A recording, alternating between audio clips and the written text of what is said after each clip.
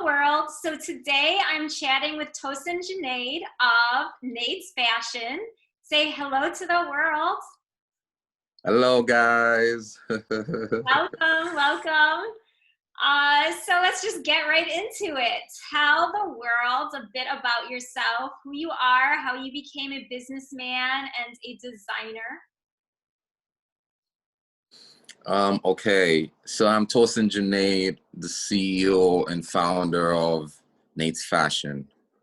My love for designing started way back when I was a teenager. I used to design my own clothes, just for the fun of it. Um, but the business part actually didn't start until 5 years ago after making my very first pair of shoe by hand, and then sold it like a couple days later, and the feedback was amazing. So I knew like right there and then that this was just the part for me. um 2 years ago I actually moved into clothing and textile, where I now birthed Naid's Fashion. And ever since then, yeah, because I worked on that for a couple of months. And last year, February, I established it for real. And, like since then, it's just been Godspeed, one unlocking a level after another. But generally, I consider myself to be a culture connoisseur, because I come from a very rich culture in Africa, Lagos, Nigeria to be precise. So that explains why most of my designs are literally just, telling African stories. That's just literally my way of telling African stories. Each and every of my design has a story in here, or a story to tell, or a story behind it, So yeah, that's just been how it has been for me, designing, bringing stories that you see on the streets of Africa into clothes. And that has been so fulfilling, and, excited for so many levels to come. Yes, it's really kind of cool. What was it like to just make your first pair of shoes and then have, it sounds like everyone wanted a pair after that. Right, like, I mean, actually it you was get a to lot of keep any of your work, designs? because at this time, like I was just like, okay, let me just do this. And then, like seeing that the feedback was great, like all the people that even saw it before the client bought it, like everybody loved it. So right then I was like, yo, whatever is in this, it's definitely yours. Like, yeah, it was challenging though. Because after that, I moved on to like making a collection of about 10 pairs at a go, like just like on and on and on like that. Yeah, it was quite challenging, to be honest, but I'm here because I didn't stop. Yeah, you definitely have a lot of energy, and it shows. It's awesome. And then you use like your real life Thank you so much. to Absolutely. draw your Yeah, inspiration from, like where you came from in your culture. So that's so important to me. Yeah, that is why your designs have so much detail in them, I think, maybe. Because exactly. like your story, and then you're curious maybe about other stories and you put them in. It's definitely kind of cool. Yeah, exactly. That's how I make my magic. So it's clear that you love doing what you do, because you said it's very fulfilling. But how Yes, it do you is. define love? And is there a difference for you between love and self-love?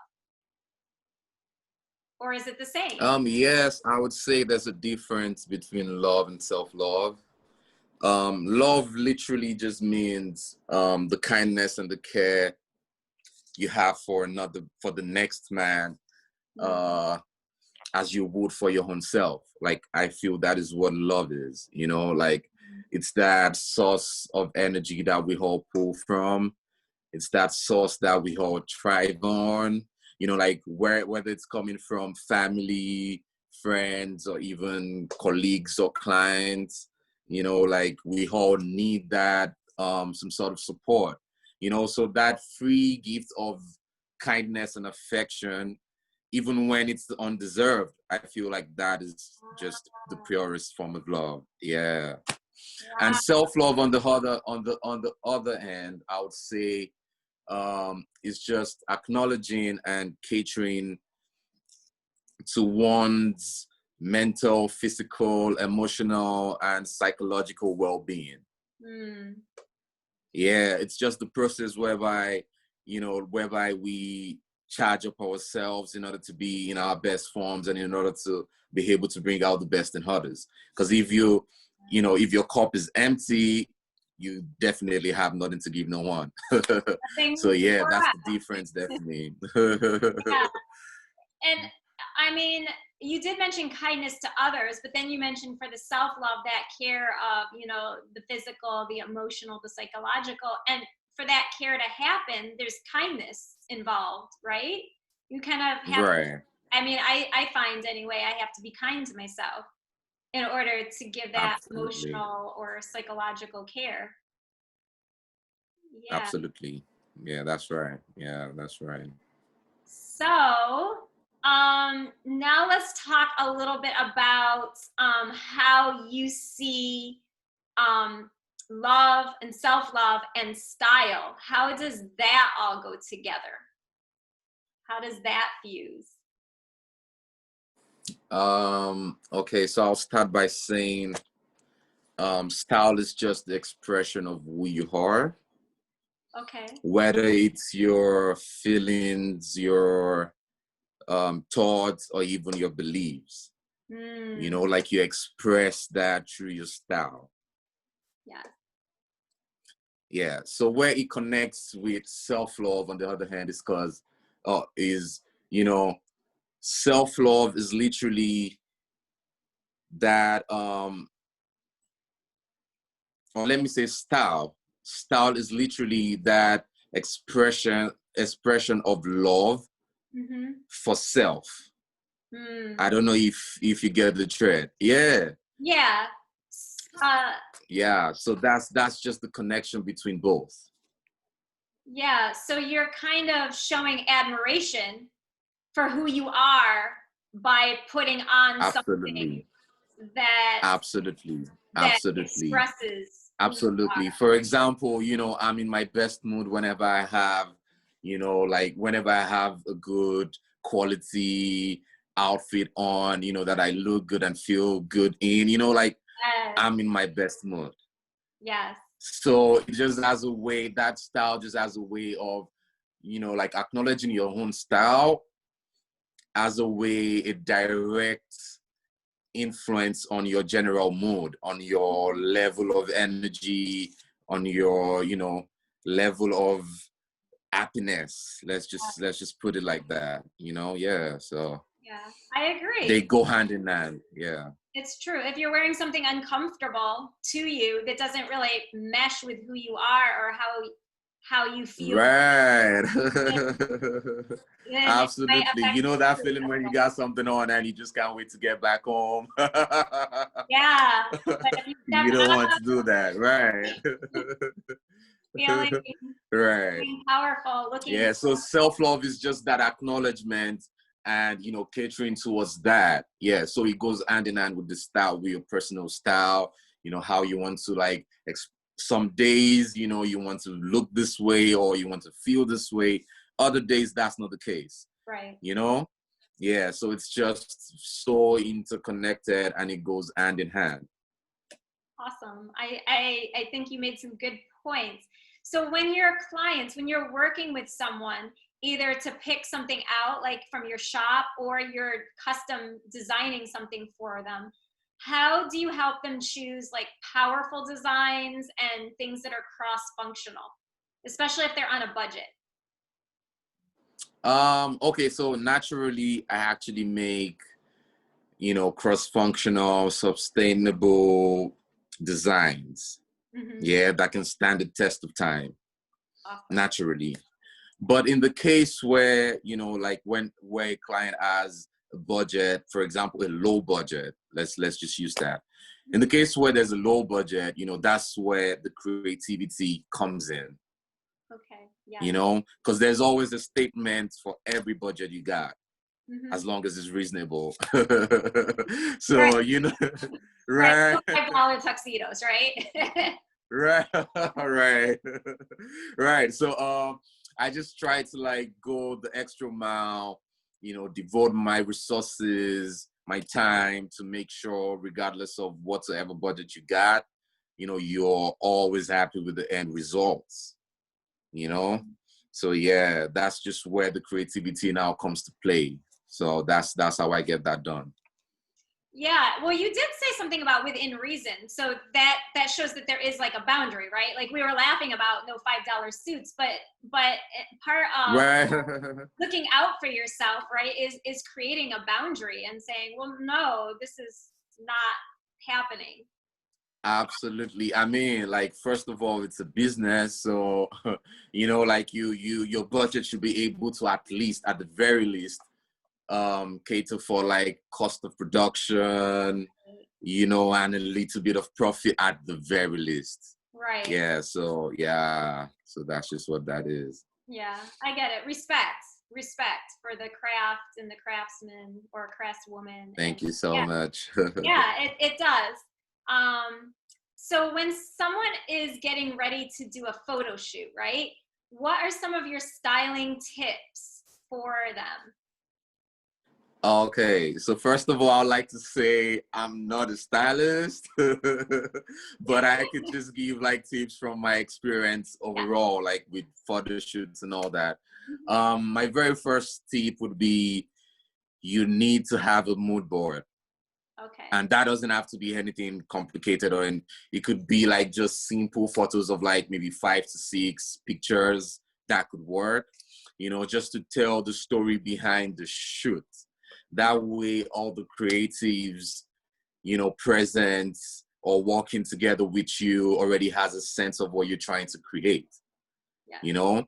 That way you all are on the same page, and trust me, that would save you a whole lot of time and energy. Yeah. Yeah.